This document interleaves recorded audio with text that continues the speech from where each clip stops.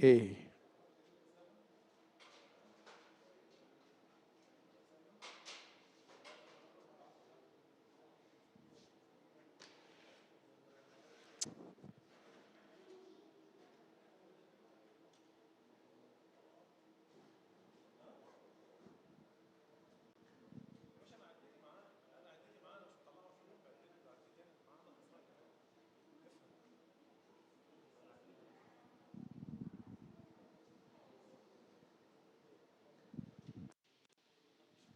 انا بعد الحركه دي انا المخدرات يعني بتاثر عليا. اه والله اخو احمد مركب ومخلص من العصر في حفله تانيه.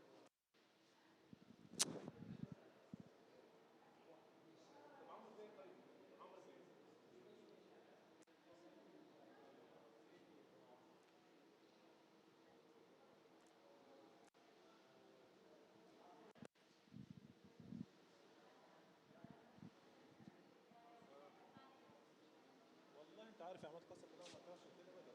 انا بعت له اوردر وبعت له كل حاجه وكل حاجه تمام. صدق ما بيردش يفتح التليفون ومش يفتح التليفون ما يخش على الواتس. واخر زون الساعه 2 زون ساعه قبل ما اكلمه. فانا مش عارف اعمل ستارت ايه فين؟ والله. هنا ولا بس ان هنا هو مش ولا هنا؟ مظبوط. والله اكيد والله ما انا فيها مش عايز كيف. ما يعرف. اوترك على اساس انه هيصحى ما من فيها النوم ويرد كيف. عليك. طيب بس تيست كده. A. Test 1 2.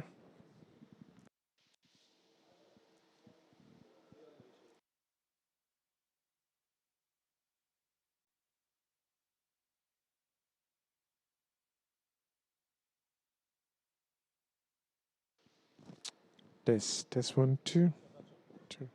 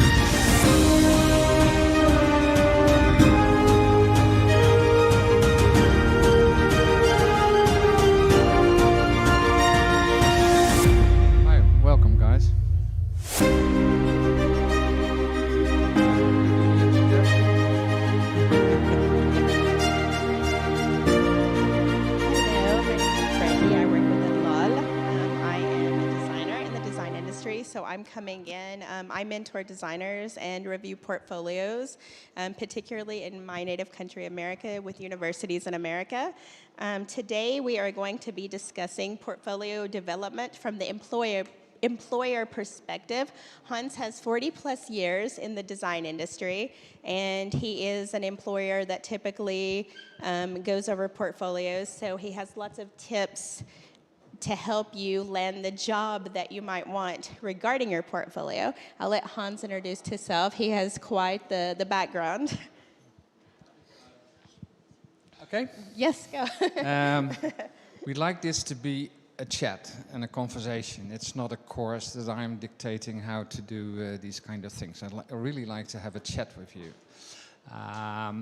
And could you first tell me let's make an introduction. Right? And what kind of designer or student or what are you doing? In interior? Okay. Interior design? There's one here. Okay. And you work for clients or? Yeah.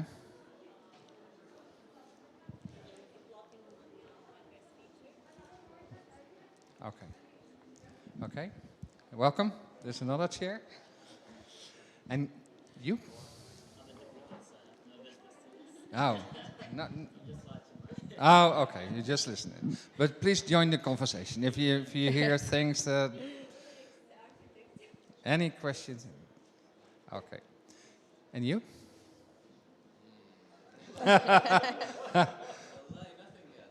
Nothing yet.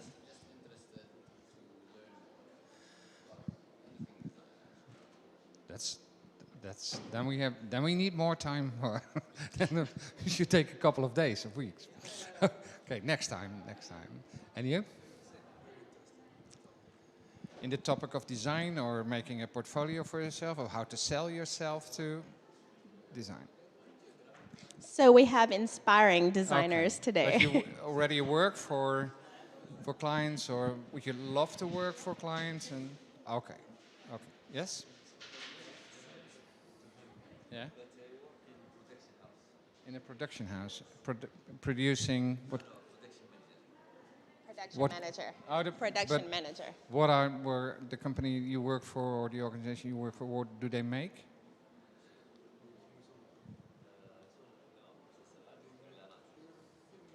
Oh, okay. But are you also in a situation that you have to sell yourself or sell the company or the things that you're doing? How to? Okay. Okay. Making a portfolio basically starts with the goal. I was informed by I'm Brandy here. that portfolio is no portfolio. So the way to promote yourself or introduce yourself to the market and tell your story is not in Saudi. It's not common to do that via a printed portfolio or a digital portfolio. You use probably all Instagram to show your work. I and was yourself telling to him, the I've lived world. in Saudi Arabia for 13 years now, and I was telling him it's not really a popular concept to have digital portfolios here. Typically, people will use Instagram. Hans wanted to talk about today, maybe telling us why it's important if you are looking to get a good job in the design industry, why thinking about starting your portfolio is something that's very important. Yeah. But it all starts with formulating and think about your real goal. What, as a person, not the company you work for, but you. If you want to present yourself, what is your goal? Who would you like to work for? What kind of work would you like to do? Do you know yourself good enough to really describe where you're good at? Is that something that's part of how you think, or does that make sense? And could some of you could give me an example how you do that? If I would ask one of you, what is your goal? There are no good and bad answers. It's just. Sorry? Get rich. I heard that very often. So, but is it really? First of all, is it really true? And you can't be rich without a story. I mean, you can't call someone, "I'd like to work for you because I want to be rich." That's not. So you had to offer something.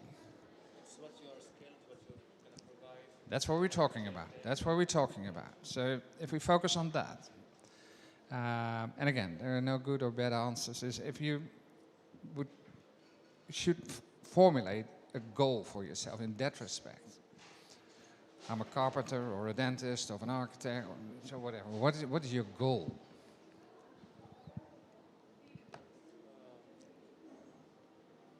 learn more, yeah, make a difference. Yes. But what about the how? Why do you want to make a difference? Because that's a general statement. Everyone wants to make a difference. What makes you unique? What can you offer? Let's say I'm potentially interested in working with you. What would you say to me? Use me, ask me, because. And then you would say, I can make a difference for you. And then I ask the question, wow, that's interesting. I need someone to help me by doing that. Because we're talking here about design, I'm not a designer. No, it's not. This is not per se related to design. This is a very general for everyone. To my field, I can improve processes to. I work in manufacturing, so I know what should be done to make the factory run better. So that's my skill set. That Okay. I try to the benefit of the company. So Okay. that's how I'm gonna market myself. And I don't know your situation. We don't know each other, so I don't know your situation and where you are on the ladder of experience, etc. But let's assume you have done this for a while, a couple of years or maybe 2 years. How would you use your experience in describing towards, in this case, me, to underline or illustrate where you're good at? Previous projects, Yeah. potential savings that I've done in my previous jobs. Yeah. Yeah, uh, real projects that I made a difference on previously. Okay. But what kind of terms and words or examples are you mentioning which will touch me? Knowing you better, your issues maybe, and the company, like knowing the direction, what they do, and fit myself in their objective. Okay, I'm very glad that you said that. Because you didn't mention it so far, but that's if you want to approach someone, if you have your goal for yourself, I feel comfortable in doing this. And also, don't ask me for this because I would be forced to do things, and that's not what I want. But after that, you make a list of, I would like to work for, and then in this case, in this example, Mr. Hans Robertus. Yeah. But before you make a proposal towards me, you should do your homework and get to know me a little bit better than you have to understand my business. You have to dive into whatever you can find and make an analysis of my needs and the nature of my company and exactly. So, and you need to have an understanding of likely the competition around my company. So I'm glad that you said that because that's really important. But basically, the whole portfolio is meant not to only promote yourself, but to invite or make the other people aware that you're available for the things, and what you offer should be very clear for them. Okay. So I think half of you all were designers and half of you are not. Raise your hand if you're already a designer. Nobody here is a designer. One, sorry. And how many of you are interested in design? So do any of you have a portfolio already? What about a portfolio on Instagram? No. But you're thinking of getting a portfolio. Hans, tell them why a portfolio is very important. Yeah. Could you describe what your portfolio looked like? You don't use that anymore at the moment? Is it the same? You said I used it before? I used it before as a graphic designer. It was a requirement Yeah. A requirement by whom? by the college to make Okay. portfolio Okay. before Yes. graduation, but it was just for the purpose to it's make very the beautiful. course, to do the course. Sorry? It was the purpose to have the course Yeah. and Okay. to graduate. And why don't you use that anymore? Because I'm no longer working as a designer, so that's why I didn't use it. Okay. But if you need it, you would do it Yeah. in a similar way, Yeah. or go to Instagram and just show your photo and a picture of the products? Instagram Or is not professional, I think. As filmmakers, we use Vimeo, YouTube to show our work. yeah. Designer, we use Behance, I think. It's more Yeah. professional. Yeah. It's more professional than using Instagram. Yeah. Instagram has become something very public for everyone, so Yeah. it's not something specialized for art people. Okay.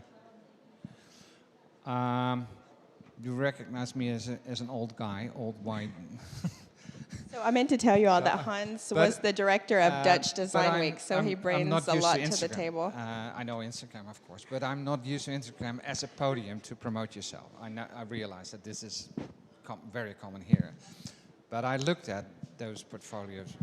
They don't call it portfolios, but I see people presenting themselves, and my overall impression, and don't take it too serious because I'm not an expert in this, but it's just showing nice pictures of people being yourself and the products they make. But what I miss are the stories behind it and the inviting element for others to get you in on the right arguments or the right topics. If there's nothing but a picture, then that's a very limited expression of who you are and what you're doing. So have you ever thought about that? Yeah, maybe some of you or the most of you haven't been in that position that really you're a profession for 1 or 2 years and you have to sell yourself. I have the impression that none of you is really in that phase at the moment. But if you would that be still the way you would like to sell yourself to the outside world?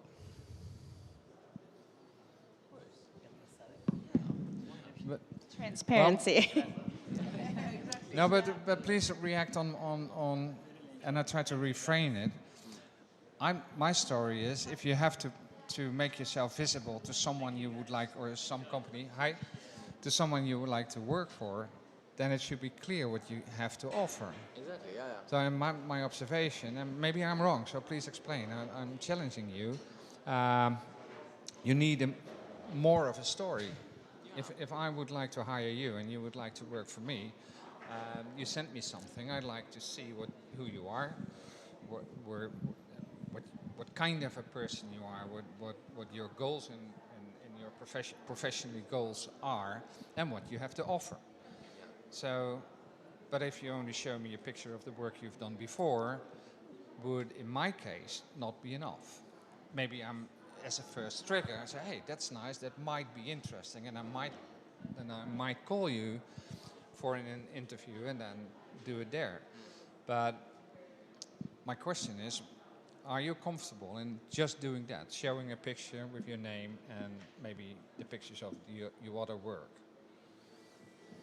You know what? I agree with your point. Give him the mic. Like, Oh. I agree with your point, and you're interested in the person and their vision. Is that right? That's right. Yeah. At least in my world, in the world that I've worked and still work. That is a common thing of, Yeah. yeah. Here, most people maybe worry about the work itself, like the pictures and videos or whatever the artistic work is. But I'm totally with you on that point. I would love to know more about the person, and if I was like putting myself on the table for an employer to hire me, yes, of course, I would love to tell them my story, my vision, my point of view, what I'm trying to do with my art. Is that right? Yeah. Exactly. Yeah. Of Hans, course, I agree. how do people, if they're sending their portfolios into you, how can they make sure that you get to know them better? What can they do? For me, and that's not only personal. It's very personal for me, but it's in general. If we, I worked for 30 years in private companies, large companies. So we got a lot of people who would like to work for us. And if we got a letter from with the DNA, I would like to say, if it's just a person promoting himself or herself, this is me, this is me, this is me, I can do this, I can do that, and I'm the best for this, and it's only sending. And if it's missing the interest in me as a company or me as an organization, if it doesn't start with, I would love to work for you because I'm interested in the things you're doing. I think I can learn a lot. So like I a think I cover can letter? Sorry? Are you wanting this like a cover letter or in person? Well, also in person, but a start, portfolio is yeah. meant you send that to a company before the conversation. And you hope to be invited by, if you react on an advertisement, for instance, there's a job opening for, so you want to do that, you send a letter and you add your portfolio with it. But an answer to your question is that it should be inviting enough for the person, let's say me in this example, then I should be triggered, and I would like to be triggered by you showing interest in my organization. And I will be interested more if there's some kind of an analysis of you writing me a letter, and I read it like, wow, he's done his homework. He knows, and he touched, so you should know where we were looking for. And so it should be an opening again to be interested. Can I ask you a question though? Of course, that's what we're here for. From your experience, what difference did that make? Like, if you hired people from their visions and like they introduced themselves in a very real way, right? What difference did that make in the last 30 years? A lot. In the actual work itself? It's a very good question. And I think that is welcome, by the way, welcome. This is specifically important for designers. In general, it's for everyone. If you're an accountant and you want to work for a company, you have to do similar things. But specifically for designers, there's one thing important. And that's how to reframe it. A designer is per definition curious. He really wants to understand what is needed, and not on the level of I saw the collection of not only at the level of I saw a collection of products and I feel comfortable in designing a new table or whatever, and I'm good in this. But basically, the designer should ask if a commissioner approaches you and I need you to design something.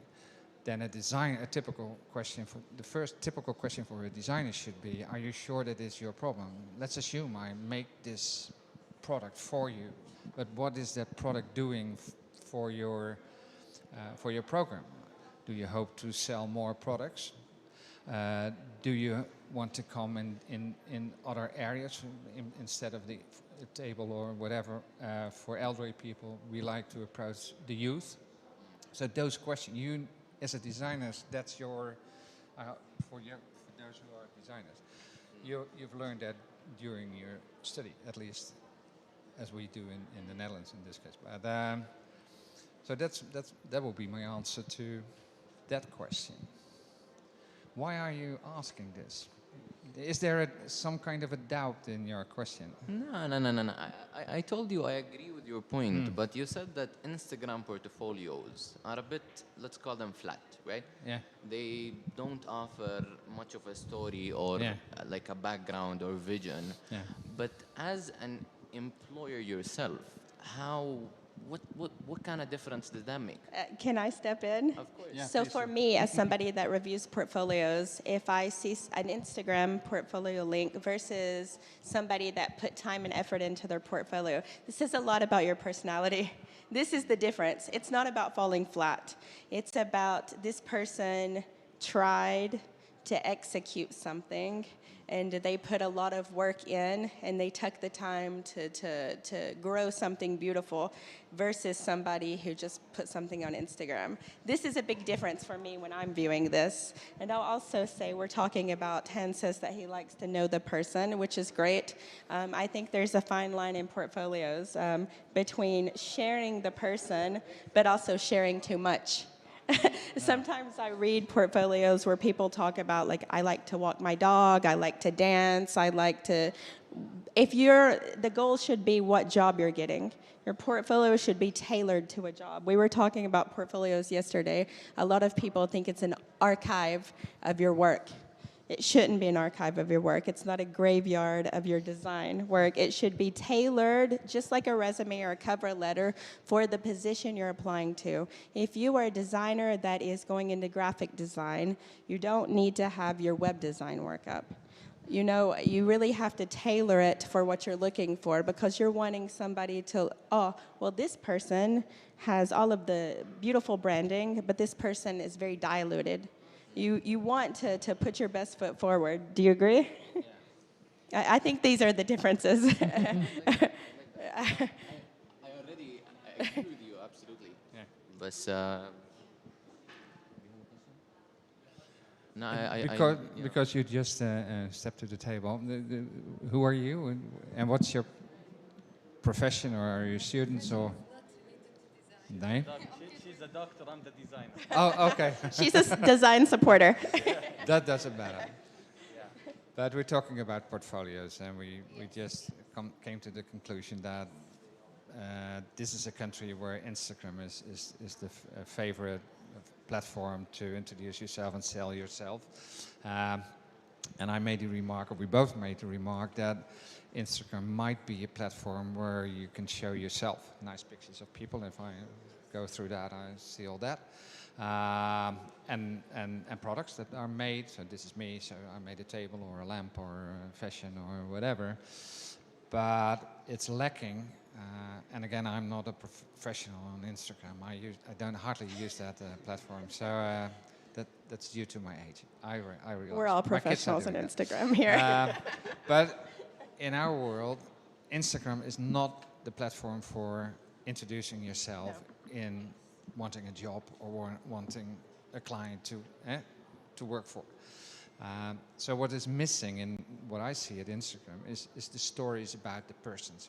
Who are these people? What are their goals?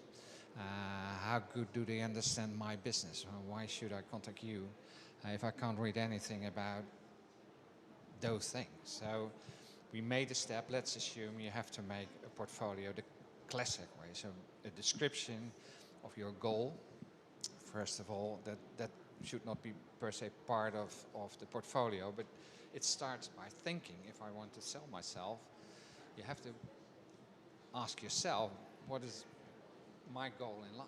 What kind of a designer or whatever? We're now talking about design, but that's for everyone who has to sell.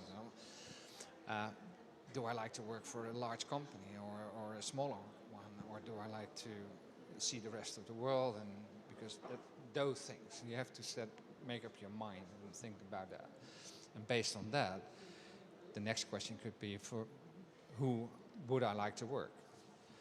Do you have a design without portfolio? having, sorry? Oh, do you have a portfolio? What kind of designer are you? I'm an architect. Oh, you're an architect. I like to display my work. It's through important. Instagram. Yes. And And I what's your, actually get a lot of On clients. Instagram. Well, I was telling Hans. Hans is he's from the Netherlands, but I was telling him I've lived here for quite a while, so I know, and I'm in the design industry, so I know the culture very well. I was telling him that it's not a very popular. Having portfolios hasn't quite really caught on here, and most people display their work on the Instagram. Yeah. could you describe your portfolio without pictures, but what's in there? Is it strictly design work? This is a classical, in my words, classical portfolio, I showing mean- your work, describing yourself or your office, and Yeah, I mean, it gives you the, first of all, the location, yeah, name, also the specialties, yeah, and also it shows sample of work. okay, Even the sample of work is divided into filters and categories. kind of work, Yeah. yeah, But I believe there is always a better chance to enhance yeah. the outcomes. But what I heard was contact information, location, examples of the work you did, but are also descriptions of who you are or your team or the person you are. Yeah, of course, but it's not. The sample of work is more than the brief. Yeah. If I could say. You're saying Instagram is a teaser. Instagram is. Yeah. Yeah. You want to show. Yeah. You want to show the sample of work. You don't care about the personal Yeah. information. Yeah. I mean, they don't care about your personality. Are you as sure? In Instagram, I'm talking in on Instagram. Yeah, yeah. They don't care about your personality. They care more about your work, about the. Hans, would you hire a designer that had a Instagram portfolio and not a like a real portfolio if it was very good? Well, if there are things in that and that should not per se be text, but if there are eye-catching things, let's call them eye-catching things that trigger me, then it might be. Then I might be interested to invite someone to come over. But it's a quite complex route because there's hardly anything of that triggering things there because there are no stories. So it's just, and that's why I like to work with a portfolio or a website that I can go to and then there's a story. And you might be an architect that's interested in sustainability, 100% eco that. But not every architect is doing that. Another architect might be focusing on Saudi traditional buildings or whatever. No, all the variations. So there should be something in there that triggers me. Okay, these are the starting points for my company. This is me. This is. So don't ask me for that or for that. But that helps guiding potentially interested people. Yes. Have you built in? Did you build in those things in your portfolio? And my digital portfolio, it's different from my Instagram portfolio. Yeah. My Instagram portfolio, as I said, it's Yeah. focusing on images Okay. of my work, Yeah. and I try to show the best I have in that. image. Okay.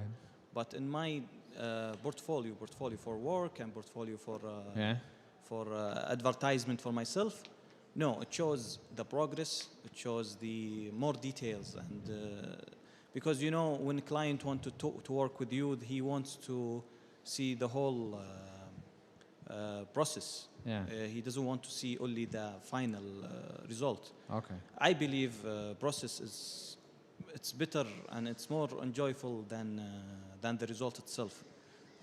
Because it defines. This is a design mind. Yes. Exactly. Yes, because it defines who you are and She's listening. it defines who Welcome. you are and it gives a sense who's this designer that work in this specific progress stage. And I like also to take time lapse of everything I do, and that show myself before any. I know you from somewhere. You do know me. Yes. You do know me.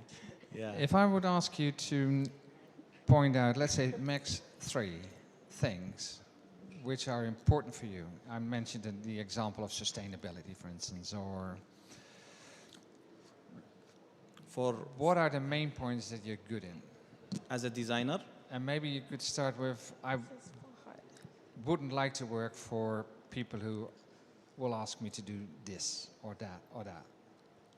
So use both ways. yeah, I love material studies a lot. So any client will ask me anything about materiality. You're Fahad. I am. Yes. Okay, Fahad, Hans. And what's the background before saying that? So why are you saying, why are you interested in materials? What I think it's my passion, and I also spend new materials? new materials. Also, how can we put materials together? How can we experiment? As I love experimentation, and I think I'm curious designer. So, But that's is why there I'm- just playing Yes, the no game? problem, Is that for innovative reasons? You want to use the latest materials. You keep track on that, so you're the expert on that. Yes. So that's your offer. I scanned the whole world of the latest materials. So for people who are interested to Yes. the latest of the latest, is that your argument?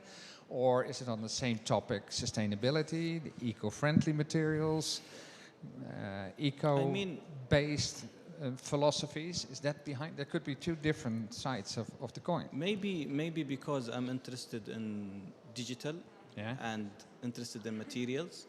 So I believe nowadays these two, it's very important to be in the industry itself. Yeah. So playing with digital and materials gives you a lot of updated Okay, great. You have a results. Yeah. And this updated results Instagram. might push you Yeah. in the market very fast, and people will like it and will love it. Yeah. So that's why I'm focused Yeah. on that area of Okay. a design. Let's keep it like that. So otherwise, we could do this for hours. Hans. If could you give an example of a client that approaches you? Money is no problem. You get $1 million, whatever. But design this, and then you say no. This is not rare. This is impossible. But Okay, no, you get my point. So Yeah. the money is no issue, and I offer you a job or an assignment. So please design a house for me or whatever. okay. And then you say no. What could be the reason for you saying no? Maybe it's not. Or do you something- everything for money? That's the easiest answer. So, but let's play the game. Maybe Could you his, imagine an argument that you say, no, well, that's not me. That's against Maybe- my principles yeah, or my maybe- ethics or it goes back to vision, to? to the vision itself Yeah. for the project. Yeah. If I believe that vision is not something I am interested in, or Okay. I won't do all I have for this project, Yeah. I will just withdraw without actually trying. But Because this is more or less repeating my question. yeah, I'm trying to get I'm to. looking, yeah, okay, take your time. Take your time.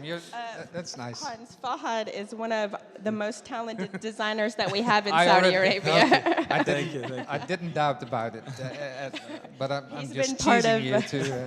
Thank That you. makes No, I that wanted to makes- introduce you to him. Okay, so, but can you go a bit more deeper on that? The why behind I'm not doing it. It's against my principles because what could that principle be? I believe principle is a belief, Yeah. right? Believe in one Yeah. in one of your personality, Yeah. and as a designer, you have to have that strong personality to decide which project you want to be involved in, Yeah.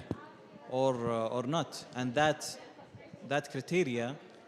It will be very tight when it Yeah. comes to project vision. Yeah. Again, I'm going to vision because if the client he absolutely not taking consideration about my vision as a designer, then we already draw a line between me and him. Yeah. So he has to believe in me, and he has to believe in my Excellent. vision, Yeah. and he has to believe in whatever I'm going to put on the table, Yeah. or else then Yeah. we are not in an agreement, and that agreement will affect the project in the long term. So Yeah. that's why I will withdraw from that project. Even if money not an issue, I believe the project vision is much more valuable than the money itself. Okay. I don't know. This is That's the heart of a creative. I feel you.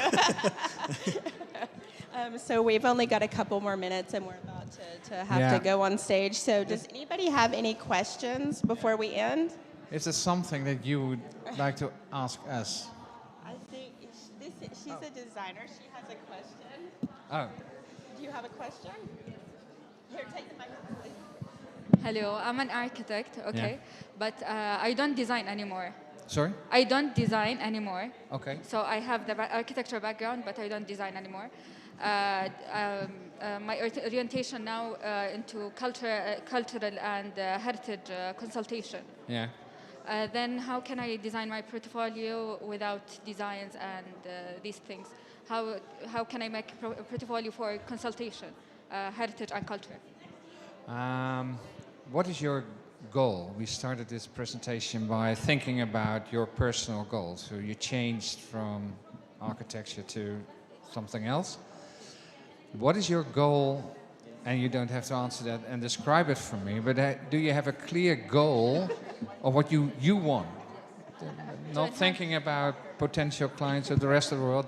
Is it clear for you what you kind of work and the conditions for that work? Do you want to work abroad or here, or would you like to travel the world? Would you be interested in learning this and that or doing that? Is that clear for you? Yes, I think I chose this path because the focusing on the identity is not very clear for everyone. Yeah. Then I chose to help them on this the culture and heritage consultation. Okay. Yes. Do you have a kind of a portfolio, or how do you present? Let me rephrase it. Are you presenting yourself on Instagram, or what that is the common platform? Yes, I have my own. If Twitter. I would go there, what do I see about you and your story? Like a cultural and heritage sessions. Okay. For example, I put an example for a new building, an old building in France, and how did they renovate it in a modern way, but with keeping the original identity for that building, and how that was a clever way. Okay. Something like that. If I were looking for someone like you, being an organization or whatever, Yes.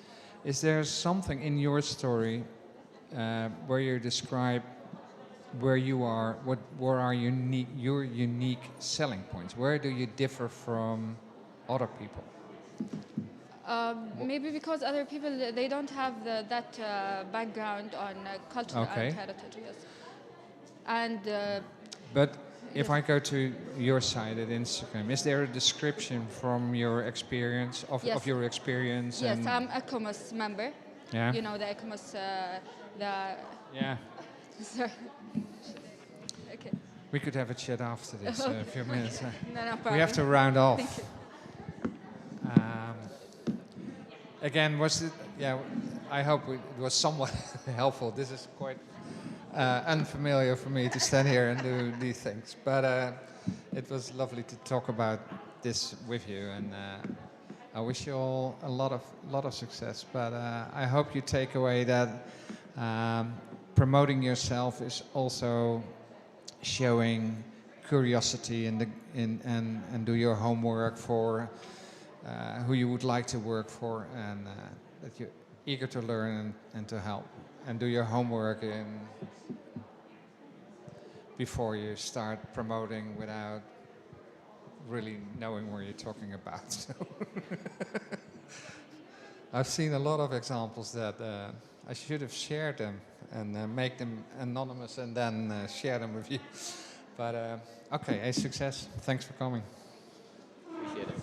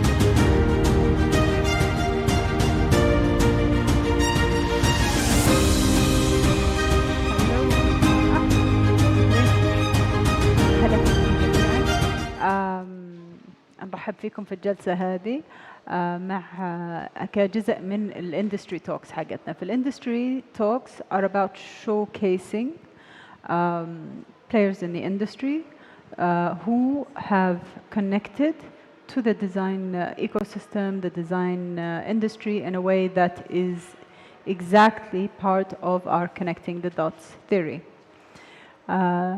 I'd like to introduce my first guest, الأستاذ هيثم الحميدي, the CEO of SACO. أهلا فيك.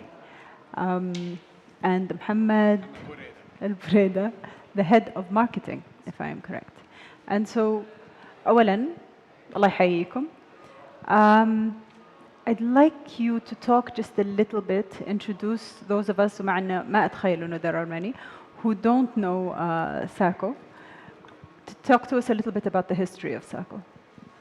Okay, shukran Adlal for inviting us, being part of this great venue. SACO started 35 years ago with a typical hardware store.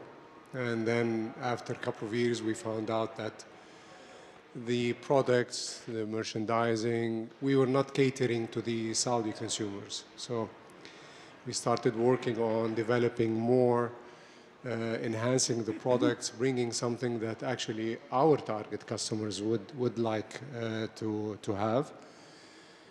First year when we opened, we actually imported snow shovels and American footballs.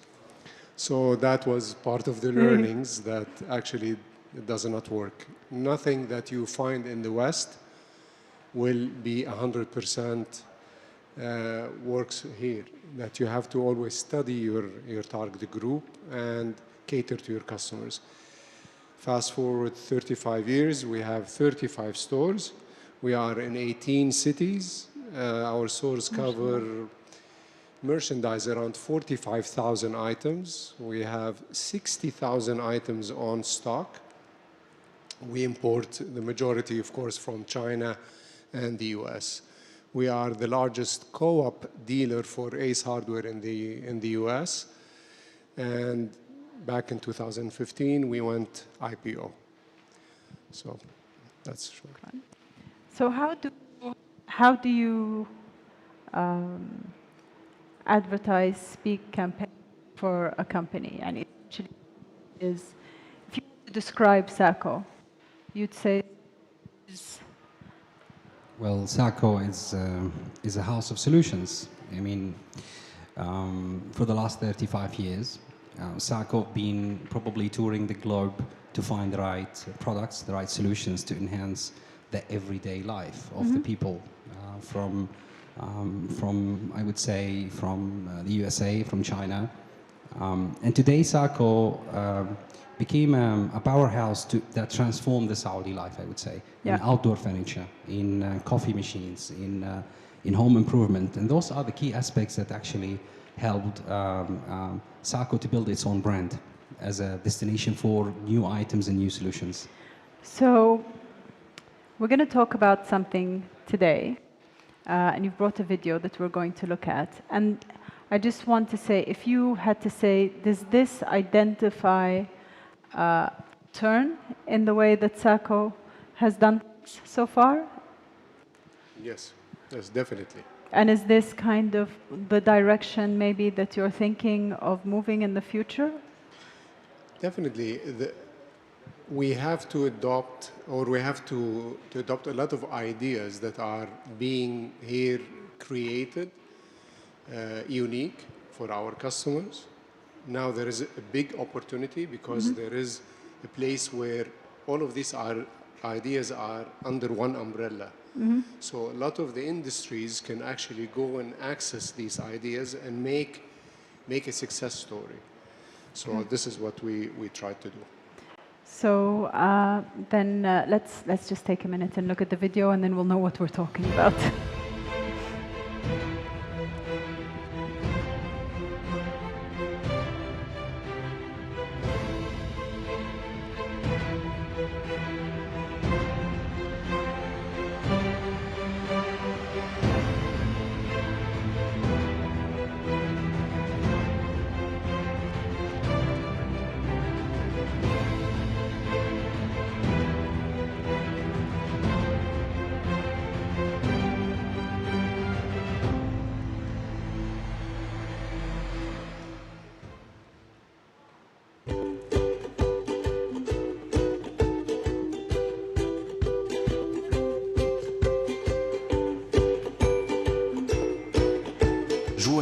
حطب وفحم نباتي صديق للبيئة، البديل الطبيعي للحطب والفحم التقليدي، مصنع من مخلفات نخلة التمر المتوفرة بكميات كبيرة في المملكة. يتميز حطب جوين بسرعة اشتعاله وانعدام الرائحة والدخان والفرقعة الناتجة عن الاشتعال، والذي يدوم لمدة أطول من الحطب التقليدي، بينما يمتاز فحم جوين بشدة حرارته وجودة توزيعها، فهو مثالي لشوي اللحوم ويدوم اشتعاله إلى 5 ساعات. حطب وفحم جوين مصنع من سعف نخلة التمر 100%. تمر عملية الإنتاج بعدة مراحل، بداية من تجميع ونقل سعف النخيل الجاف وطحنه ثم تسخينه في أفران عالية الحرارة، ومن ثم سحقه وتشكيله على شكل قوالب مضغوطة وبأحجام مختلفة. حطب وفحم جوين هو منتج سعودي حائز على جائزة المركز الأول لمسابقة الإبداع الصناعي.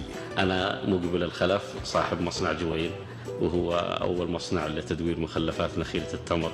أشكر شركة ساكو رعايتهم للمنتج وإضافته كأحد المنتجات المعروضة في محلاتهم في المملكة. حطب وفحم جوين متوفر في جميع مراكز ساكو في المملكة العربية السعودية برعاية بادر لحاضنات التقنية وساكو، الكل للكل.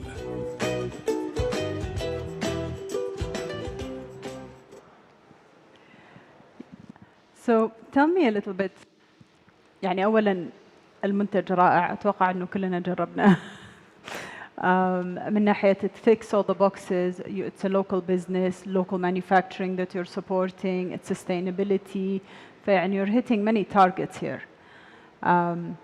How did it happen? How did this collaboration happen? We saw the idea at Badr, and we thought that this is a very good product that we should pursue and go after. So we contacted Badr and we told them we are interested. Where is this idea in? Is it still in design phase? Is it close to production? What does the owner of this idea need to succeed? So we worked on the study, and then marketing took over. We did for the product all the designs, and I'll have Mohammed talk a little bit about it. And then we saw the packaging, how should we package it? Then how should we market it to the people? What should we say? What is the selling point and why? And we started with him on a process. We took some time to actually get to the end, and we tweaked it. As we went along, we tweaked a little bit that we had to do X improvement in the packaging or in the logo. And then we started doing our work, which is educating our salespeople how to sell the product and why, and started producing content for any customer to understand. So please, Mohammed, if you just before that, you told me, I mean, الحين أنا مثلا المصنع حقه, how much has he progressed, يعني, as a business owner himself? We have in the slide actually what he did, and we will show you. Okay. We will show you how he progressed. Sorry, Mohammed. Absolutely, thank you. So the idea started as a simple idea. مصنع بالزلفي, a small factory in a Zulfi area, producing, I would say, maybe 100 kilo, 200 kilo. This is where things has started. And then after taking over with Mikbil, giving him the right support about the value proposition, the packaging, the distribution channels of Sacco, over the time he was able to take this product from a very simple idea into what we call right now a key success story. Today, this is actually #1 in Saudi market, and this is today exported in GCC countries with the potential to be also exported globally. So today we're talking about a sustainable product that has very little smoke comparing with the normal charcoal. It lasts longer, about 2 hours more than the normal charcoal. It's 100% made in Saudi from something that we normally throw out, you know, the Sa'f al-Nakhl. And it's a great alternative. And today this is where the key success has happened of Sacco, Mikbil, determination, and Badr. So this is a key success story of multiple stakeholders, actually. Is this kind of this model something that you're looking to repeat Should you find more of these? I mean, what's the criteria for you in order for someone to warrant that kind of an investment? Definitely a good idea first, local manufacturing second, and any businessman, businesswoman, they need a distribution at the end. So a great product with no distribution is just a product. So this is what we're looking for. We are looking to attract these ideas and build with them to actually bring them to the market and bring them to the consumers. So basically, شدوا حيلكم, right? He's saying that if it's a good idea, if it's sustainable, if it hits the targets, right, that SACO will do it. So, يعني, it's literally right now, it's down to the community to be able to come up with these things. It's a challenge. You have, as we've shown through this whole week, you have people who are willing to commit to working with the local design community. You just have to step up to the plate. Yes, definitely. Maybe another thing also to add. Yes. This is only one example of the key success stories of supporting initiatives from Saudi young generation. And this is just only one example. We have so many examples. Tell also. us more. Like one of the launches that SACO took care, it's Yatouk. Yatouk is an innovator, a female innovator actually, who actually created the first electrical Arabic coffee maker in Saudi. And then she We all have those. Yeah, exactly. So that was also a key success of Yatouk, and so many examples actually of. And SACO is always open for new ideas, even if it's a simple idea, to take it into even a massive scale, for sure. Yeah. And so, does it have to be something that is connected to the Saudi identity or the Saudi lifestyle or the Saudi هذا, or are we looking for يعني, the doors wide open as a product? As a product, probably if it's more Saudi, the success percentages, probabilities will be higher. Why? Because you're gonna immediately click with the customer, and actually the customer will buy the product. فالهوية مهمة, basically. صح. الهوية صحيح. جدا مهمة, and we صحيح. have to really make sure that we're understanding how we're doing that. Right. طيب, I want to see the second side, so. Okay, next slide then.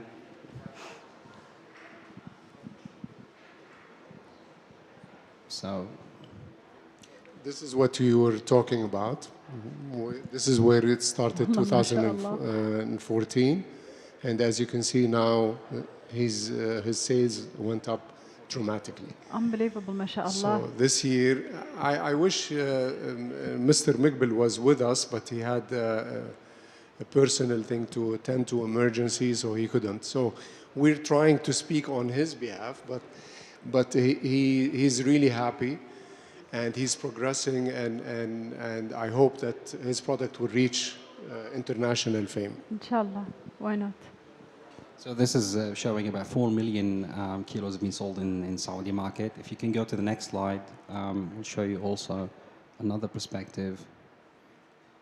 Yeah, so you see here where SACO is an incubator when it comes to the design, and that's the core what we're talking about. There is an element of design when it comes to the packaging, the marketing, and the distribution, the touch point.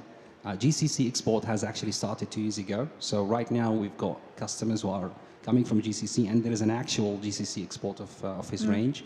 And Mikbil, how popular is it in the GCC as opposed to in Saudi? Well, when we measure what he's doing now in the GCC versus what he's doing in the Saudi after 2 years, this is very, very good. So maybe in 3 or 4 years' time, he might be doing much even better than today. Yeah, and if sure. he hits a certain target, is that then the time when you're going to export worldwide? Absolutely. So this is what we are thinking about, where Joanne can go global. We have Sa'f al-Nakhl, and we have absolutely no limitation of the palm leaf. So I think, yeah, there is definitely a good opportunity. And actually, we've seen products that's coming from Indonesia, made out of the coconut trees. There is nothing wrong with seeing Saudi products actually exported into Europe with palm leaves, for sure. So Australians are going to be having barbecues with our... Yes, exactly. Just the idea. Absolutely. Why not? So, I mean, I just want to stop here and pause. If anybody has a question, anybody has a comment, anyone has... تفضل. For the price of what? The price of the product. Yeah, I would like to ask about the price of the product. Do you have like different sizes or one size? So this is actually coming in multiple sizes, 5 kilos or 2 kilos, and start from 29 riyals. 29. For the 2 kilo. So this is Better by price. all measures even much cheaper than an American-made charcoal. Yeah. All right, and it burns longer, it gives a better heat, and it's more sustainable. So it hits many targets. Great.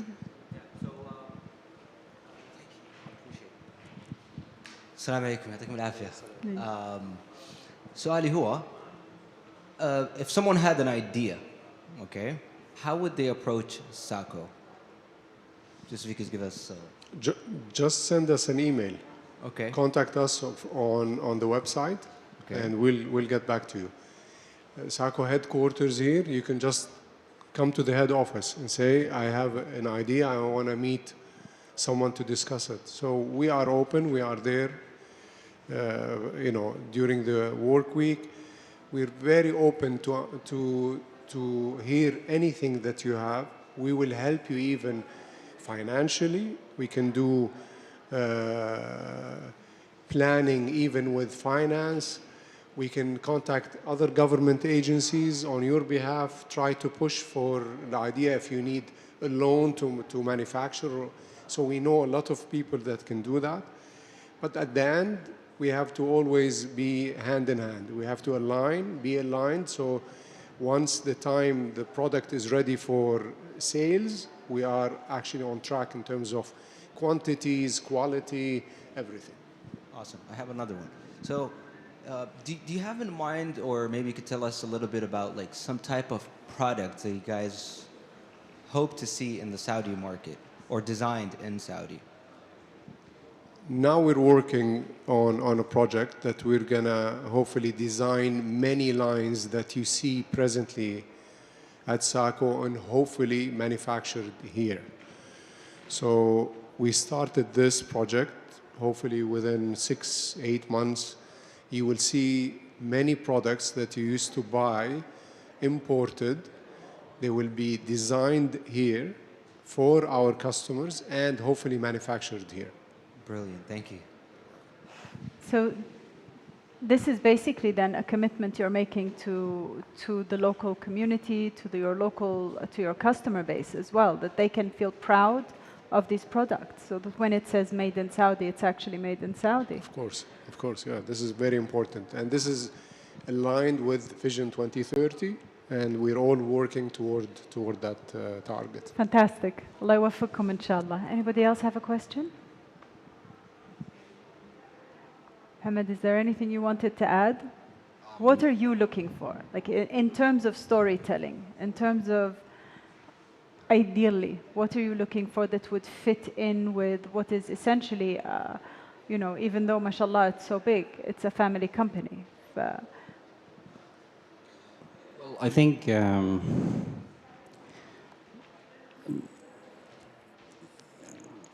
are many things that can be done, and I think the future is bright.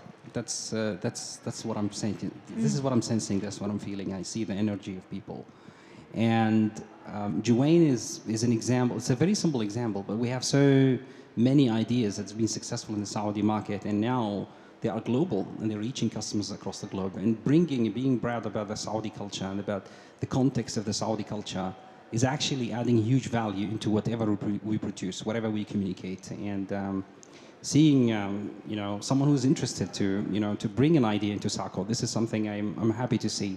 So it's time. I think it's time now to shift the focus from bringing product from overseas and start thinking what we can do here. Okay, Yeah. well, what we can do in a way that we can improve people's life in Saudi and also take it even global. So that's the time, absolutely. I want to say thank you very much, but I also want to add, sorry. I mean, I mean, you've come here today and you took a little time and you walked around. What's your feeling about this space? What are your feeling about the Saudi Design Festival? Is this something that maybe in the future SACO would want to be a bit more, or even personally, just a bit more interested in coming, attending? Because you're kind of coming to the grassroots and seeing things before. And is this something that you think is going to be more in your future? Definitely. With the project that we just talked about, that hopefully will materialize, design will be an integral part of a success. So if you don't have it designed well, you're not going to end up with a product that actually is needed by customers. So with each year and with each contribution of more products being designed locally for the local consumers, I think we should play a bigger role into this arena. And I'm really shocked, surprisingly over my expectations of what I've seen. It's a great venue. Great venue. Fantastic. Oh, one more question. I have a question. Mr. Hamidi,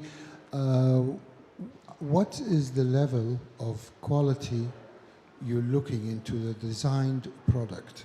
Because we, as a customer of of SACO itself, we all know it's high practicality, but not lavish, not quality. So are you trying to reach to that bridge, or you just sustain to the same level as practicality, functionality, probably industrial, I would say? This is one of the main objectives why we're going to the design and then manufacturing here. Why? Because we want to control this. Currently what we do, we flip through vendors, catalogs, and we select. It is their quality, it is their design. They're designing something for their customers, not necessarily for ours. So we are only pure importers. Now we want to change this. We want to have something that makes sense for our customers. So with helping here the manufacturing also process to be improved with quality checks, then you can do multiple stages of quality. You can begin with a certain and then offer something higher and higher.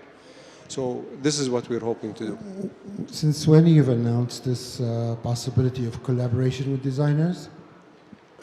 About a minute ago. So this is happening for Adlal. It's happening through Adlal. Congratulations. Thank you. Yes. Amazing. And أولاً, I want to say thank you. I want to say thank you for your commitment. This direction is amazing, and as a community, we really appreciate your time. We really appreciate the fact that you are investing not just in the design community, but also in the manufacturing community. And then, so the designers are grateful twice. فمن جد, thank you very much. Thank you. شكرا. Thank you. شكرا. Thank you.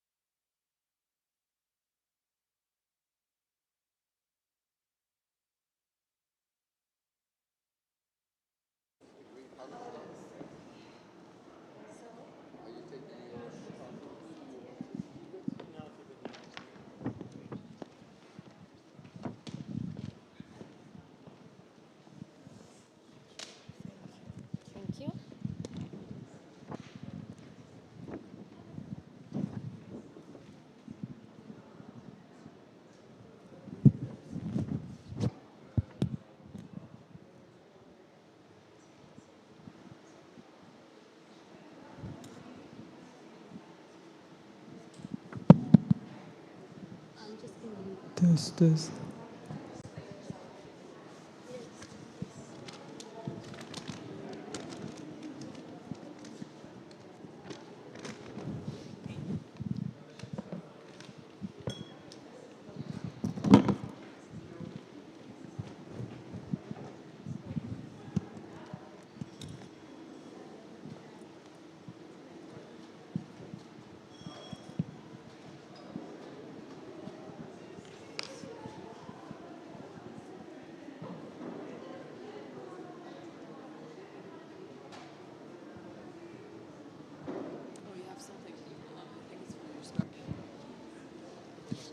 Yeah.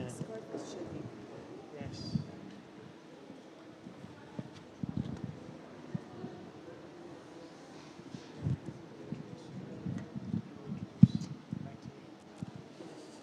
Shedding along.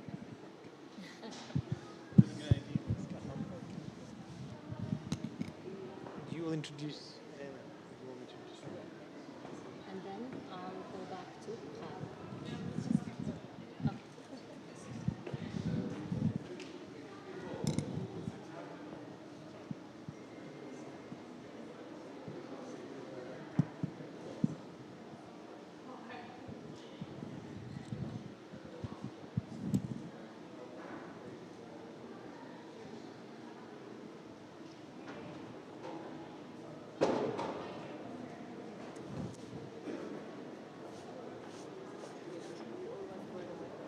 Yeah, it's easier, especially with the scarf.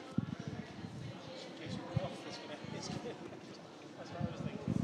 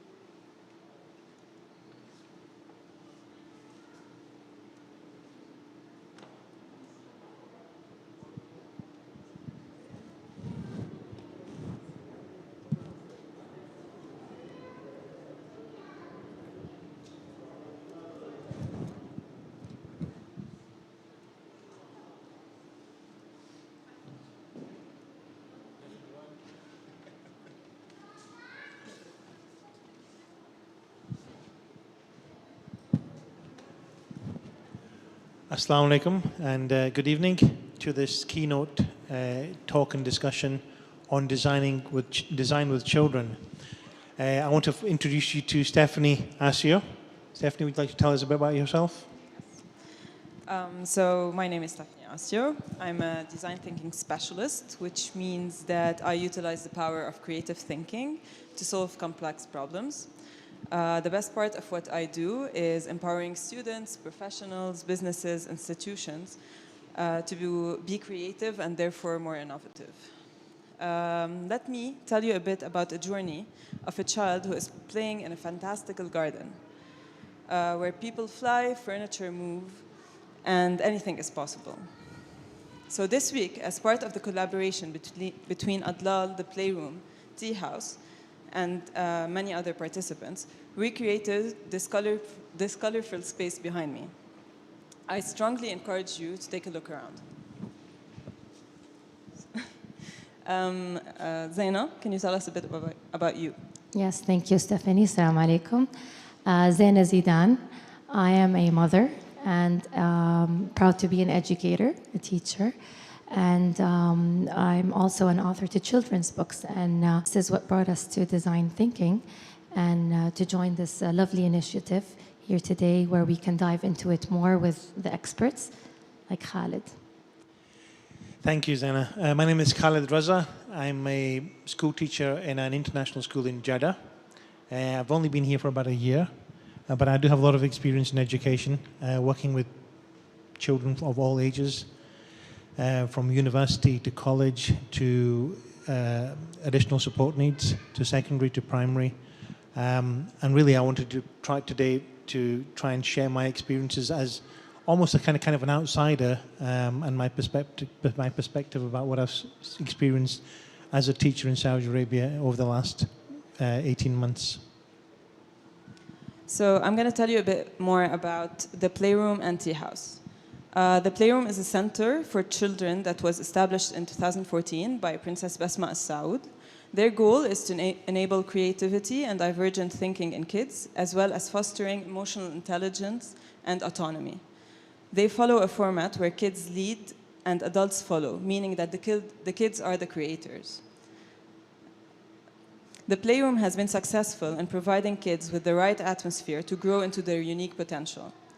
They understand the importance of respecting children's ideas and abilities and recognizing the person they are right now as a kid, instead of just focusing on the person that they will become when they grow up. Tea House, on the other hand, is a Dutch social organization that was founded in 2006 by Dennis Mullenbrooks, right here. They apply design thinking and research and development to develop new approaches and strategies for children to realize their full potential. So Tea House's goal is to design sustainable neighborhood systems for different target groups. They do that by co-creating together with the kids living in these neighborhoods. Different programs are then built based on that research, and the students are offered the opportunity to learn in action and also to experience and benefit from the projects they have created themselves. Thank you.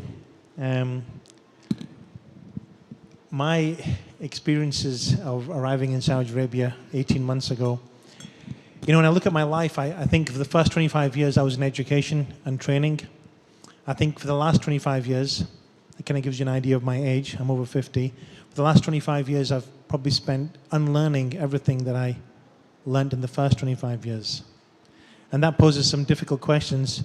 So what are we doing with educating, especially young people? How are we educating them? Are we going about it the right way? When I came to Saudi Arabia, I actually felt as though I'd been transported back 25 years to what education was like in the UK. And that's obviously worrying, because if we're having a design festival here in Saudi Arabia, Design Week, promoting events, creativity, surely the first thing that we have to look at is what are we going to do with the youth and how are they going to be part of this story? My experiences in the school, I found that very few children were encouraged choose creative subjects like art and design and music.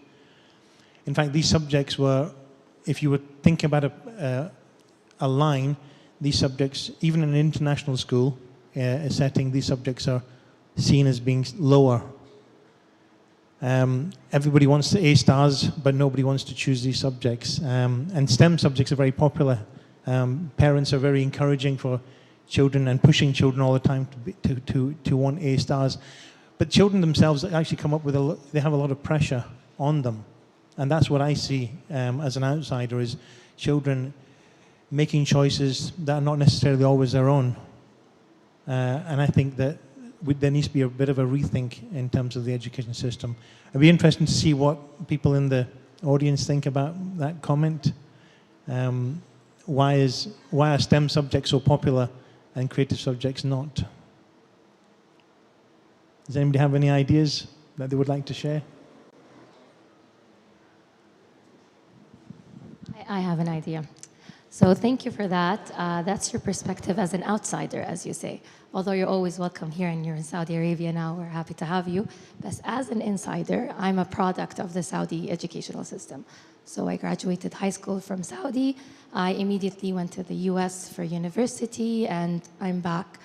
I do agree with you that most parents are focused more towards the STEM courses. However, this generation, speaking as a mother and as a teacher, I see there's a big shift, especially in the past 5 years.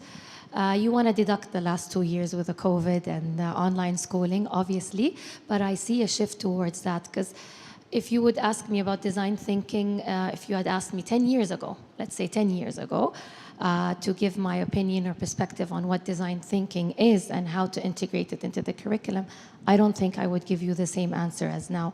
I don't think I would have known what design thinking really was, given my background and experience. Because nowadays, in my opinion, being successful nowadays in today's technological and competitive world, the set of skills that you need to have are much more different than the ones that were required before. You require a new set of skills or extra set of skills, and design thinking is definitely one of these skills. So we need to find ways to encourage the generation, not only the students, but also the parents, curricular activities and expanding their interests. It's our obligation to do that and to work on it. It's not easy, but we see the success rate in other countries. I believe you can tell us more about your experience in outside of Saudi Arabia. Yeah, exactly. So as I mentioned, what Tea House does is after-school programs that are focused on what are the needs of kids. They work with the kids themselves to do the research and establish a baseline on what is needed, and then they get the support of the local government or schools to establish these programs. So the kids are not only involved in the program as a benefactor, but also in the creation of this program. And that empowers them and creates this kind of autonomy in the way they look at things. So if they find this need, they know how to look for it and how to seek it better. So I remember we discussed yesterday about these amazing outcomes that the children have produced. But I posed a question about this, which is, we often very quick to, I mean, children are amazing up to a certain point, and then suddenly I think we as adults make a decision for them that they're now going to be tested and marked and scaled.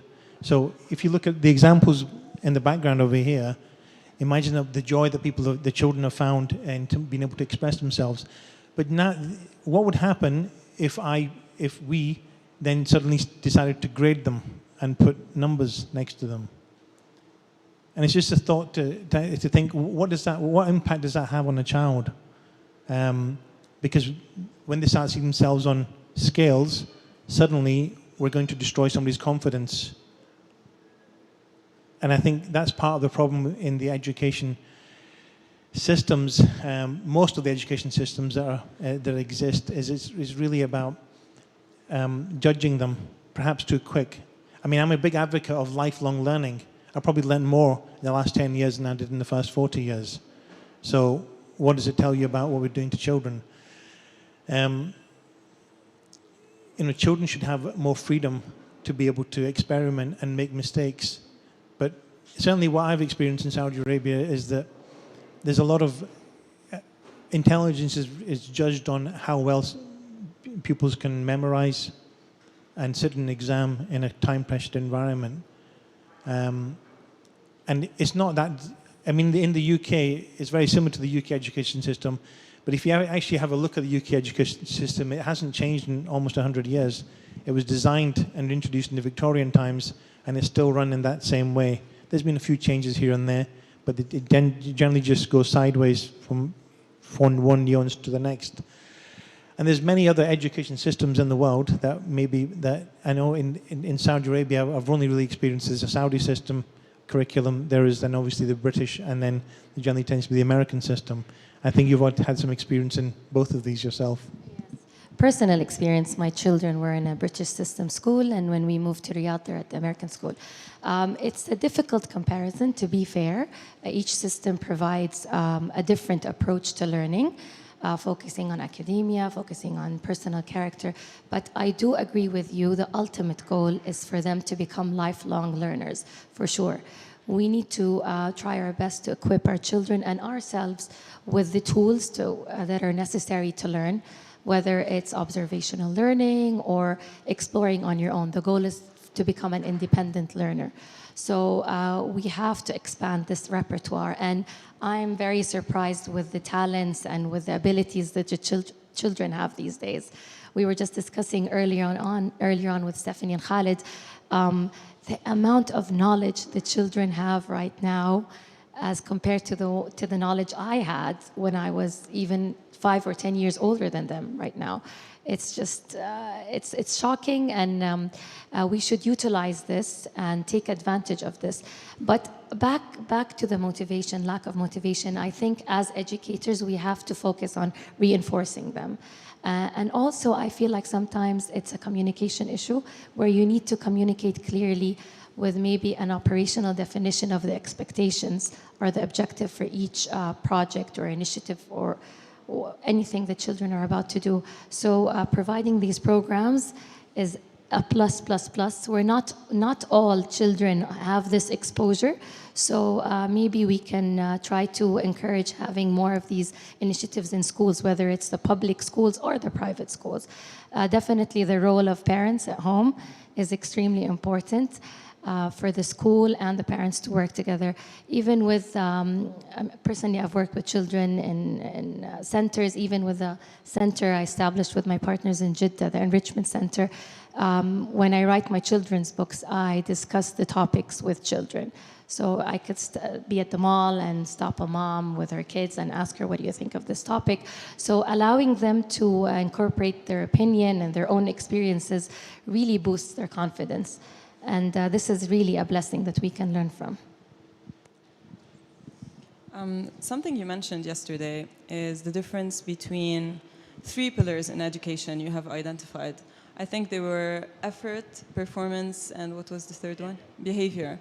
So can you tell us more about that and the difference you found between the education or the system you were in UK and the system here? I mean, I've taught in some good schools in the UK, and I've taught in some difficult schools. My most recent posts were in inner city schools, in areas where communities are deprived. And 80% of my time as a teacher, I would say, was spent on managing behaviour. It's not things that a school wants to acknowledge, but that was a reality. But if I was to summarise my 18 months here in Saudi Arabia, I'd probably say 80% of my time is actually encouraging effort. Children want instant results. And the thing with design thinking especially is it involves a whole different approach to learning.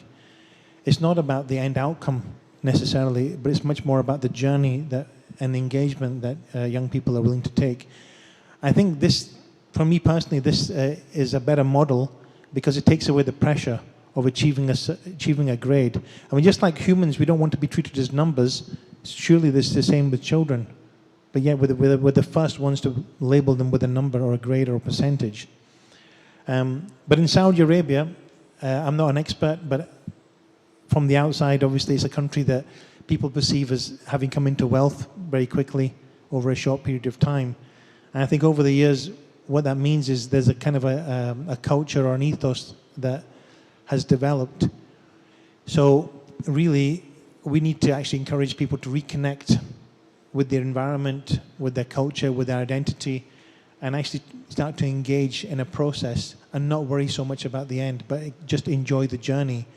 I had an interesting thing happen at school recently with a small group of children taking a qualification where I've been working with them for 4 months trying to reinforce process-based thinking. And it was only recently, whilst I wasn't there, I was in the background, but I overheard a conversation with one of the pupils talking about the outcome that she wanted to achieve. And this was very early on, and her friend actually turned around and said, "That's not how you meant to do this. It doesn't matter about the outcome. What you need to be thinking about right now is how you're going to engage with this subject matter. And what you need to do is try different things, different approaches, and in the end, everything will be okay because you engaged." And then I had a third student repeat that, and I suddenly thought, you know what, I'm not wasting my time. This thought has actually dropped, and it does work, but you just have to persevere with it. Similarly, in the school that I'm teaching at, I'm fighting to try to make sure that the subject has a voice. Last year, it was only in one option column next to physics and chemistry. So a lot of the children actually said to me that even though we want to do art and design, it's impossible for us to choose it. I said, why is that? They said, well, our parents demand that we choose 3 sciences. So if you imagine 2 subjects, science and art. Science has 3 strands, biology, chemistry, and physics, and art and design only is just seen as 1. So this year, for example, the school's been great. It's obviously been fabulous to me because it's allowed me the opportunity to come over here and talk and visit the Saudi Design Festival. But now this year, in the options column, art is in 2 different options. So now they have more of a chance of choosing it. But it's not just about me doing a job as a teacher. I need to also fight for the subject and try and bring it to where it should be, especially if we're going to try and...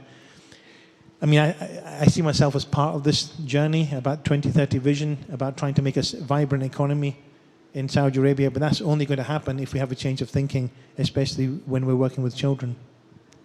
Yeah, I think to sum up a bit about the process of design thinking and why it could be an answer to a few things we are discussing right now, is design thinking, as you mentioned, is not about the end result, it's about the process.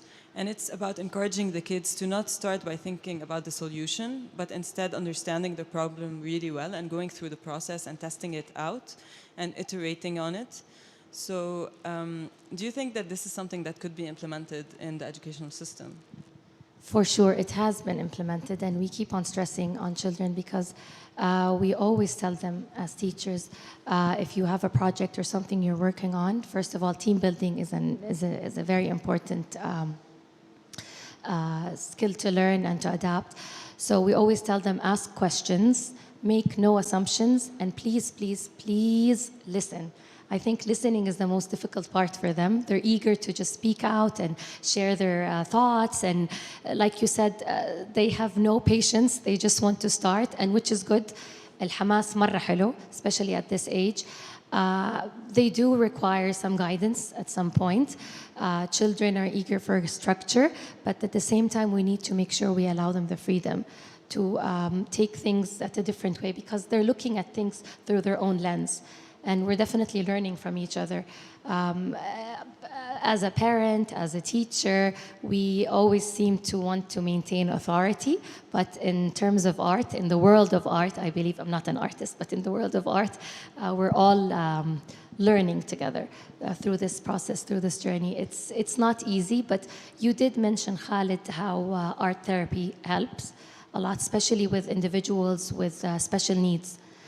I saw this firsthand, and how inclusion is extremely important, not only in education, but in all areas in our society, whether it's in charity work, in all facilities, governmental entities.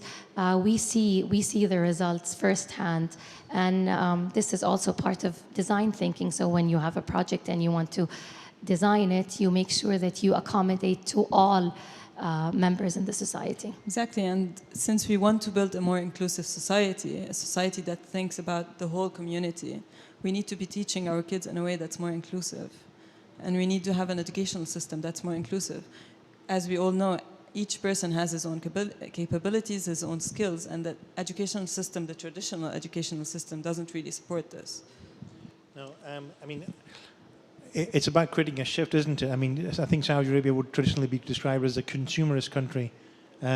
We want to try and get the balance so there's more creators here, and it's not just about buying products, but actually about creating products, having Saudi design and manufacturing and ideas, and actually not only within, but also exporting those and showcasing what Saudi Arabia actually has to offer.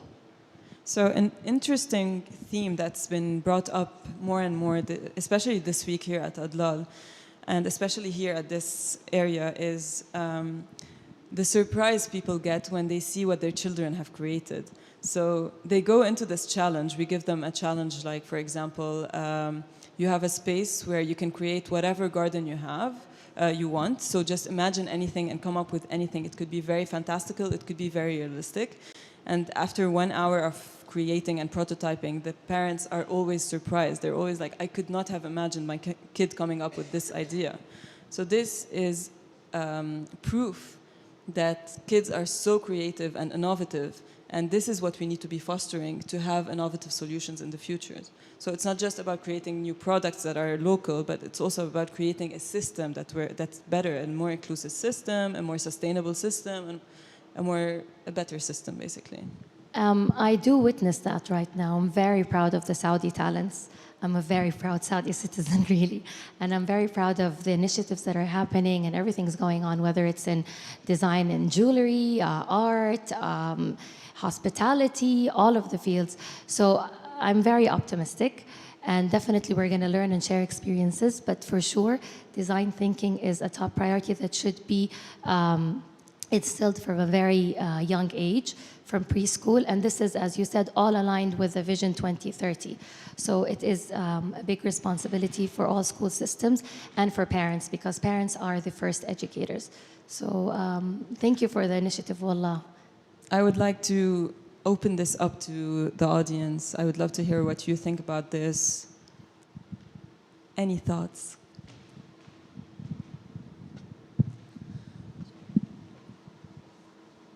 I was just curious, if we as parents have to do things differently, what would you advise us as parents? I think there are many parents here in doing different to unlock that creativity of our own children as early as possible. So I'm going to let you guys answer, but first I want to say a quote from Princess Besma, a very interesting quote, where she tells a story where she finds herself when her kids ask her to do something and she says no, then she finds herself questioning this no. Why am I saying no?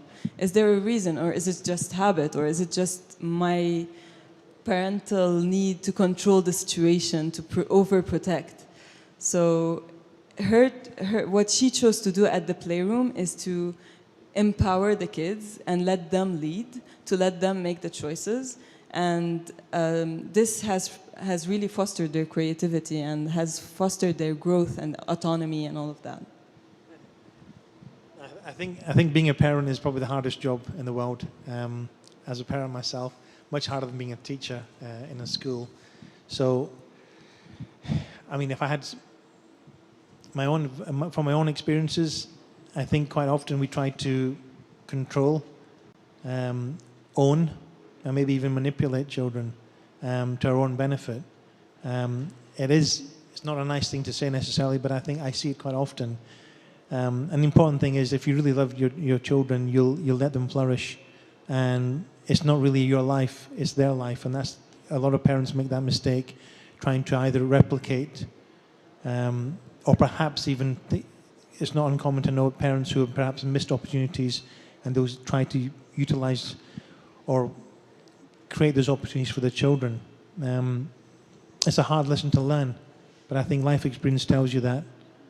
So that would be my advice. There's a famous Lebanese philosopher, I'm sure you'll know him more than I do, Khalil Gibran, who's written a poem about that, about that your children are not it's something that you own.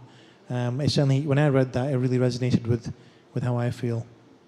أولادكم ليسوا لكم أولادكم أبناء الحياة, I think. First of all, I'd like to thank you for sharing your experience and your knowledge and helping children and making a change. You mentioned a point that reminded me of something that I've noticed over and over again in almost all education systems. And it's that intelligence comes in so many different forms and shapes, but unfortunately in most schools it is focused in one kind of intelligence, and that way it crushes the other students, making them think that they're not worth it, they can't handle something. So with your experience and your knowledge, how do you think we can change that in education? I think it does take time. However, awareness has increased. If you're talking about learning difficulties, for example, or any type of need a child has, as you said, we're all different. So making sure that we try to instill the value of accepting differences among each other, this would maybe help and decrease the pressure. So I believe you're saying if you're not excelling in academia or in a certain subject, you would feel pressured and you feel less worth. I'm actually talking about different types of intelligence. Multiple intelligence. Some people are more spatially intelligent, and even they can find different careers that fit that sort of intelligence. Some people are academically intelligent, some people are artistically intelligent, and these people can make amazing things in the future with the way their brain works. But in school, we're focusing on mostly academic intelligence and supporting people with more academic intelligence. Because unfortunately, I think most schools are trying to prepare the students for universities, and universities have very strict requirements. As Khalid mentioned, the performance-based assessments, as opposed to the score-based assessments, norm reference assessments, as opposed to the performance-based, which we want to advocate more. It is not easy. It is not easy, but I believe that schools are working towards the appreciation of multiple intelligence right now, and they're actually placing students. There's an initiative, I believe, that the Ministry of Education is adopting right now, which is the supplementation. For example, in every school, in every class or grade, they're integrating students intentionally. I don't want to use the word filtering, but intentionally selecting students with various or different set of skills. For example, you might be spatial or more visual. And this brings us back to individuals with special needs. And when I talk about special needs, it's not only learning difficulties or ADD or autism, it's different needs. And we have examples throughout history of artists and scientists and a lot of leading people who have had challenges in life, yet they were able to succeed and they produce success stories for us. But for school owners, teachers and administration and parents, I always say as a parent, you prepare yourself for everything, the bottles, the milk, the appointments for their vaccinations and so on. So failing to prepare is actually preparing to fail. As adults, we have major responsibility to try to prepare ourselves and to also invest in updating ourselves. I'm surprised my children share things with me that are so up to date. For example, my laptop, I had difficulty connecting to the Bluetooth. Again, I don't know why. My son's like, Mama, what? Just update it and do this, this, and that. It's so easy for them, very fast paced. So let's just tell them that it's okay, la ba's. is the title of one of my books. It's okay, la, but sometimes there's something that I don't know and you can share with me. And sometimes it's okay for you to reach out and say, Mama, Miss, Teacher, I need to research this, or allow them to question you. We've been brought up to just say yes, حاضر, you're right. Well, there is like a fine line. You can question someone else in a certain manner, accept and respect someone else's opposing opinion. I think these mannerisms we need to encourage, especially it's in our Islamic culture. I mean, Zaina, what you just said there, I mean, the questioning is such a key part of the design process. So this is also another reason why we should be promoting this way of, and it's not only for creative subjects, but also questioning for other subjects as well. I just feel that there's many ways and many examples of countries that we could look at, not just from the UK or maybe the US. In Japan, the education system focuses a lot on attitude and instilling the right attitude in the child. In places like in China, unfortunately, in my opinion, it's very much to do with memorization, and the better you are at that, the higher marks you get. But if you take something like the Netherlands, we have a few people here from the Netherlands, or in the Netherlands they have vocational and academic education are both on the same wavelength. So there's no kind of discrimination between one and the other, and children can choose. I think the most recent survey for the happiest children in the world was in fact from the Netherlands. Then you have places like Finland, where it's very child-centered. But equally so, what I also found in some research recently was that teachers are much more accountable for their own performance, whereby in a system like the UK, for example, if something goes wrong, the teacher is automatically, or if marks are not good, the teacher is automatically pointed at. It must be the teacher. But whereby in Finland, there's much more ownership for the teacher on their own performance. And I think that gives a lot of confidence as well to teaching, and that's why countries like this, especially Scandinavian countries, are always performing really, really highly, not only for the profession but also children. I would like to ask about specific type of learning or difficulty learning in dyslexia. I was discovered to be dyslexic just after I finished my college degree. After 4 years of suffering, of so on and so on. Now, how far can you find out with kids, at what age? And we all know that dyslexia is manageable but not fixable. But it's okay for my delight. I can be more creative in that part. But it was difficult because I couldn't understand why I'm having issues with my math or physics. And although I am good and creative, I understand biology very well, which was complicated. So in which age can you really assess the children? And is there any new ways or methods that you has been developed around the world, adopted in Saudi Arabia for teaching the children and the parents and the other kids, knowing that there is, so that they don't get bullied by other kids if somebody's dyslexic? And it's not a disease, as unfortunately has been labeled as a disease, and that's not the case.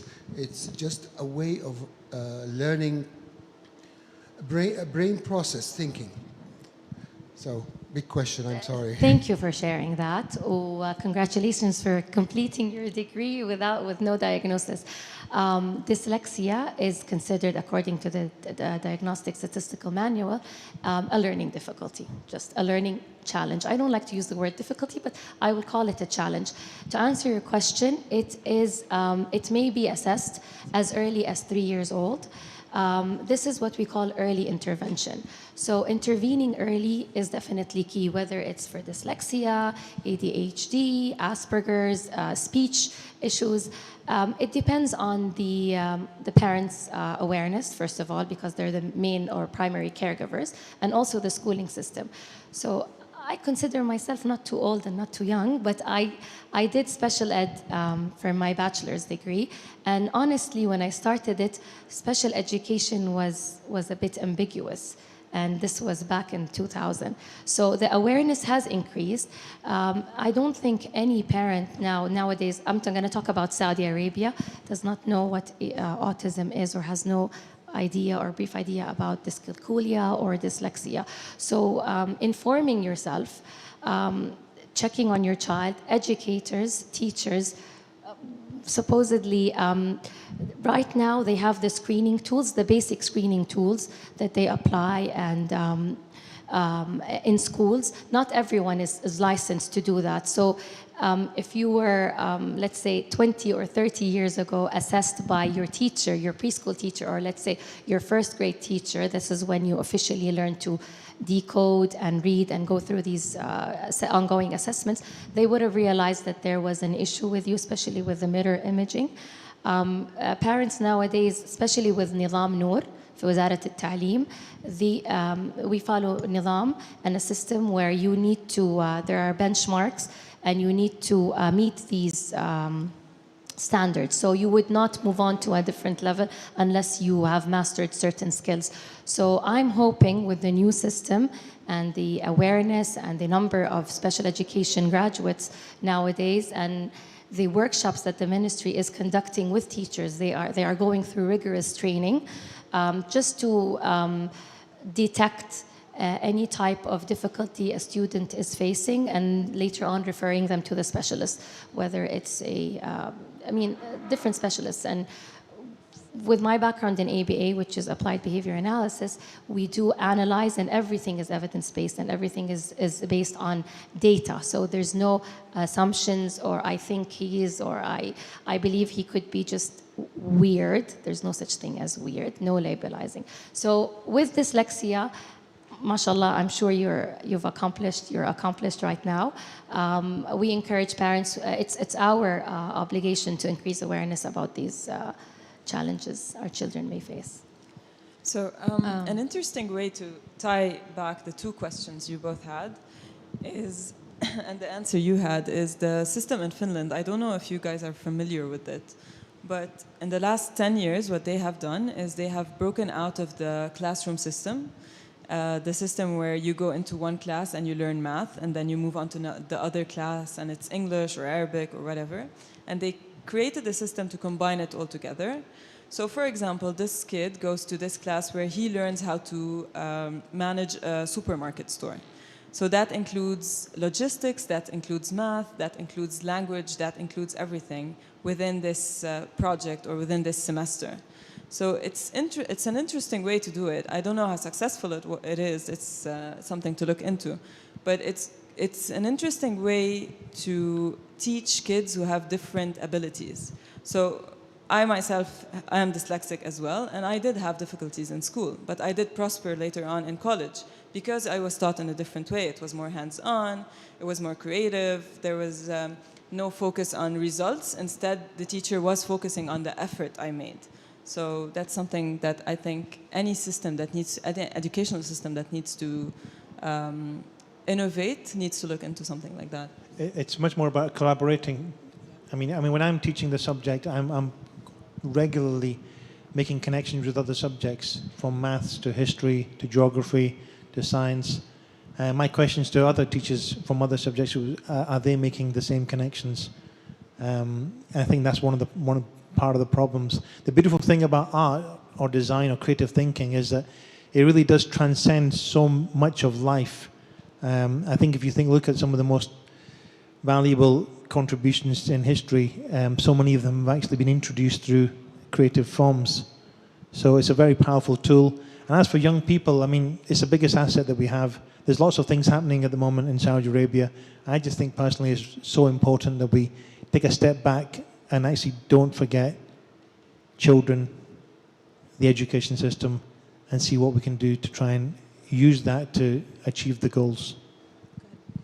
I believe I am lucky enough that I studied at the French school in Riyadh, and luckily they really did encourage design, arts, creating, building, and I believe it's really important based on two factors: communication and understanding the psychology of kids and even as teenagers.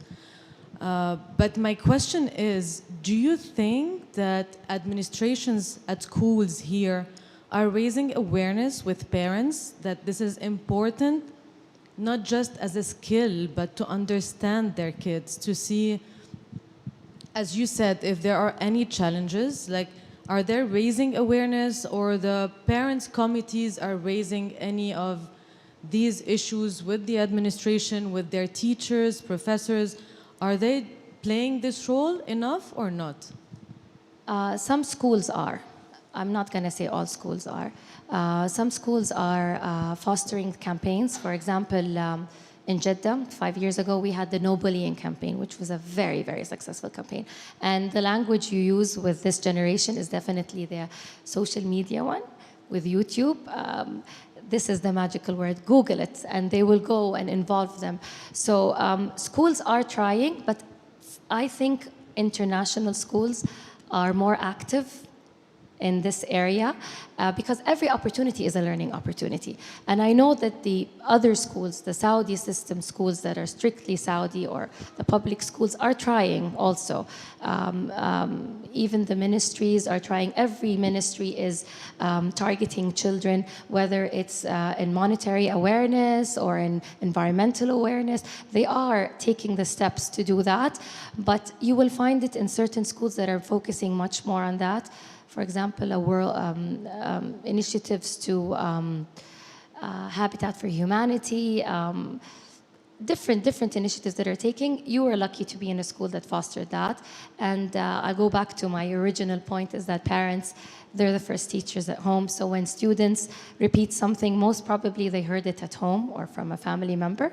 So we need to be careful with what we say, and we need to believe in that, and make sure that we are the role models for our children.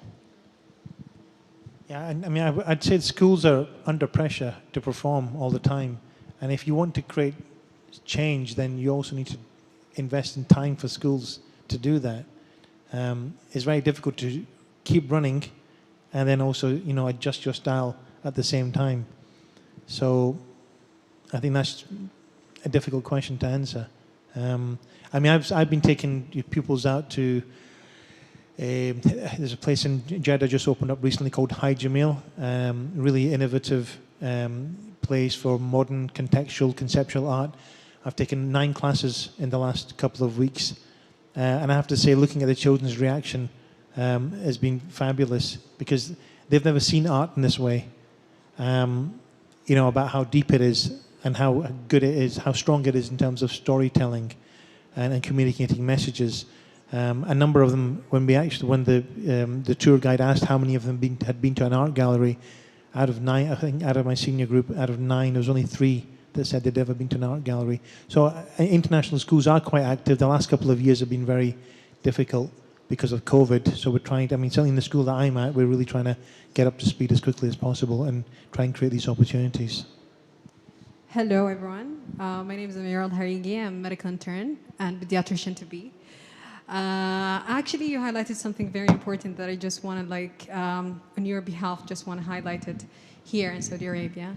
We have something known as CDC, which is Children Developmental Clinics. It has been focusing on the psychology perspective of pediatrician age group regarding the difficulties in learning in general. As one of the main centers that we have in Saudi Arabia, especially in Riyadh, King Abdullah Hospital, in those clinics, actually when the school report an issue and highlight it to the parents comes to us with the issue. And then after that, we sit with the child alone, with the mother alone, and with them together.